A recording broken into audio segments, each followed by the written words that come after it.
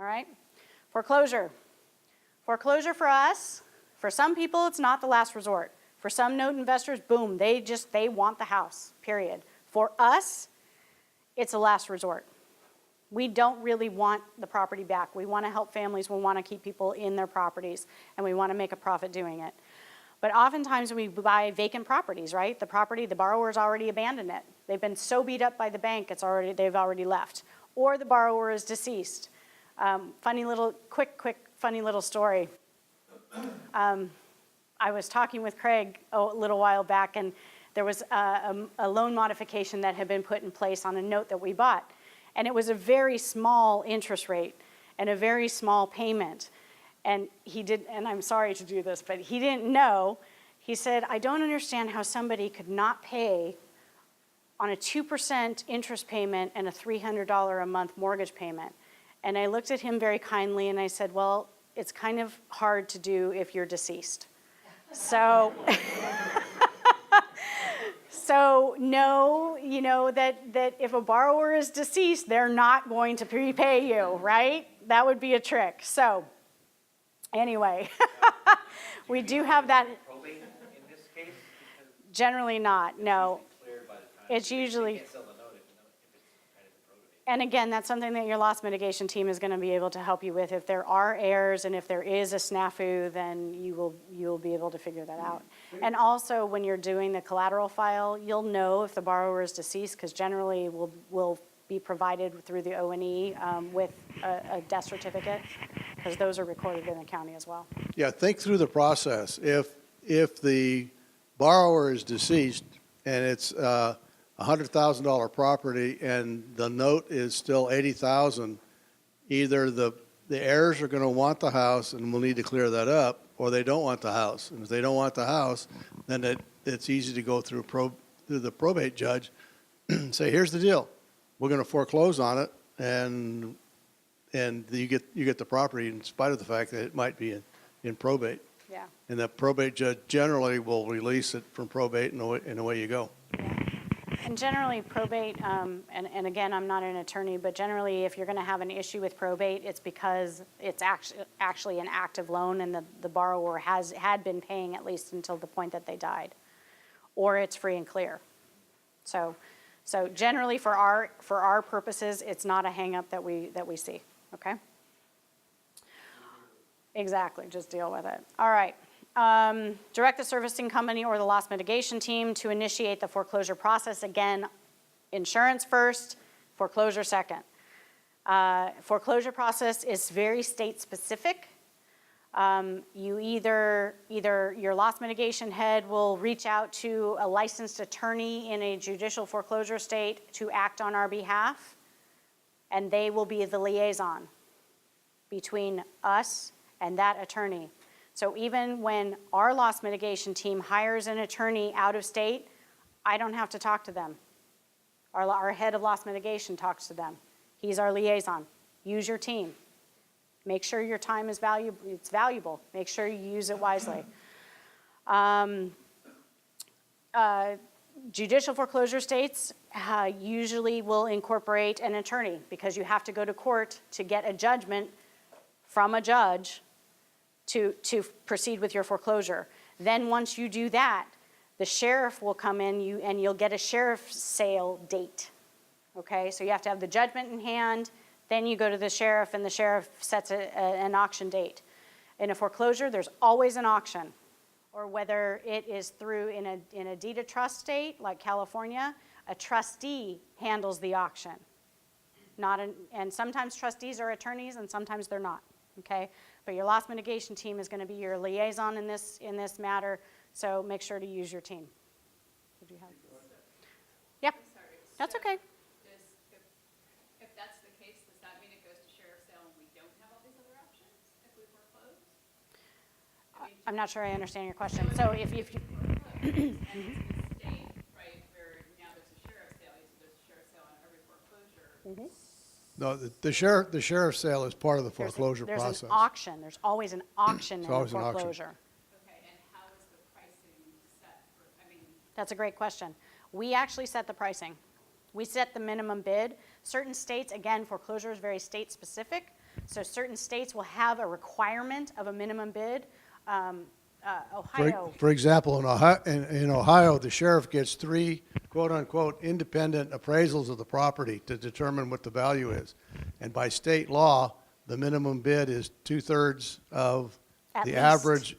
2/3. Yeah, the minimum bid is at least 2/3 of the average of those appraisals. Right. So, but, They set the opening bid price so high that nobody bids on it. Yep. The auction literally lasts this long.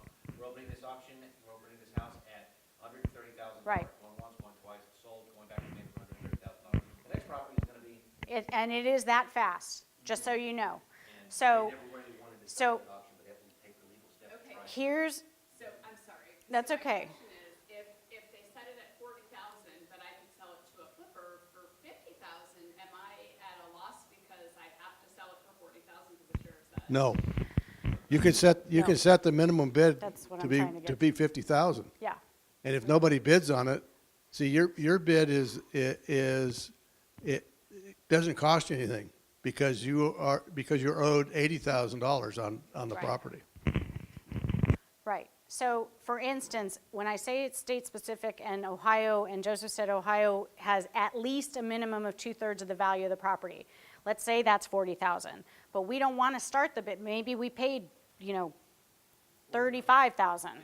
So we want it to be at least 50,000. We can start that there. Also, if it gets bid up, let's say we're owed the $80,000 and we start the bidding at $50,000.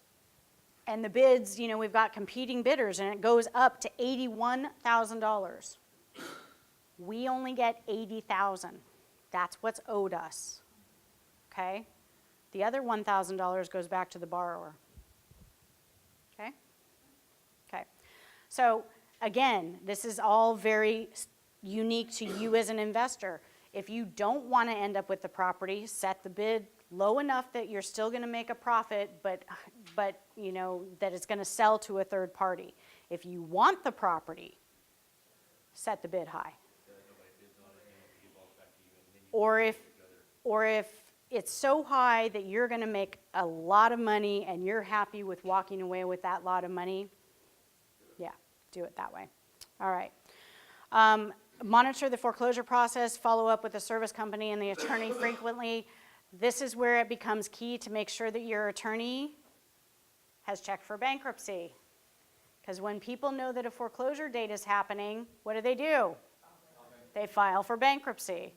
We actually had, like Joseph told you yesterday, we had somebody that our attorney missed, not our team, but an attorney we actually inherited when we bought the note, missed the bankruptcy filing. So make sure that you monitor very closely. And the sheriff did too. You're fired. The sheriff did too, that's right, that's right. Provide information as needed for the sheriff, for the trustee or the sheriff's sale, okay? And usually those are figures and amounts of money that are owed.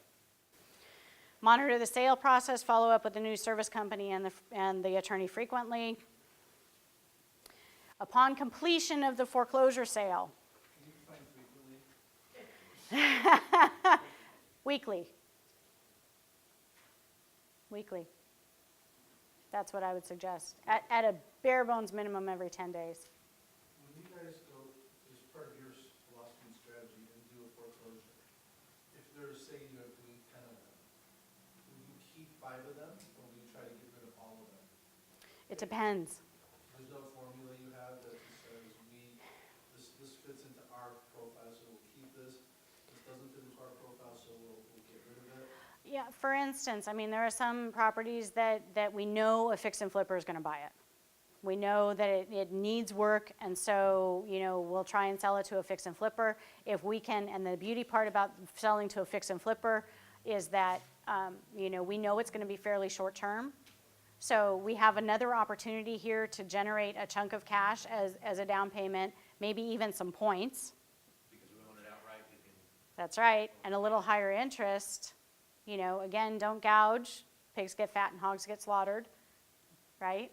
So we can sell it to a fix and flipper that hopefully will be able to turn it in 4 to 6 months. Is that where we're having like a good relationship with fortune building? Absolutely. Absolutely. See if I can answer that question. Upon the completion of a foreclosure sale, you want to make sure that the deed gets recorded, whether it comes back to you as the bank, or if it goes to third party, make sure that there is a transfer. The deed gets recorded. Ownership, ownership, ownership, right? Okay. You want to close the loan servicing or the loss mitigation with both of those companies. And if it comes back to you, you want to process the REO, meaning now you're in a position again, you've got title to the property, you can do the litany of any of the above, and if you're into rentals, then you can even hold it as a rental, right? Okay. Again, don't forget, once you process that REO and you exit out of that note or that REO to cancel the insurance. What is STR again? Short-term rental. Short-term rental.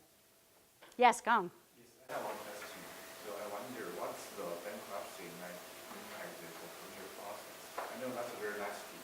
So if it's in chapter 13, if you are in good hands, so what about other, like chapter 7? What we can do, the only option is for us to wait? Not necessarily. Go ahead. Yeah, the impact that bankruptcy has on the foreclosure process is that by federal law, any foreclosure actions are stayed. You can't continue, you can't complete the foreclosure action without permission from the court. So it immediately stops your foreclosure action. So that becomes the sticking point at that point. Now what we do is we know, because we've monitored the bankruptcy and previous bankruptcies, we can go to the court and say to the judge, this individual is a serial BK filer. Yeah. Foreclosure was coming here, and they filed for bankruptcy to stop it, and they did it second time. They did it a third time. They're trying to do it a fourth time. We will ask for a relief of stay, Yeah.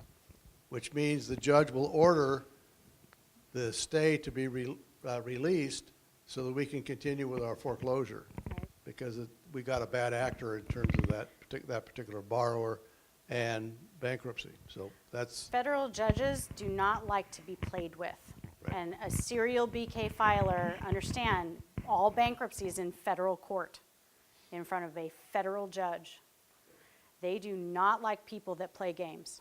I just encountered my first serial BK filer. There you go. The tenant that filed bankruptcy because she didn't want us coming after her for the, $2,000 back when she. That she owed.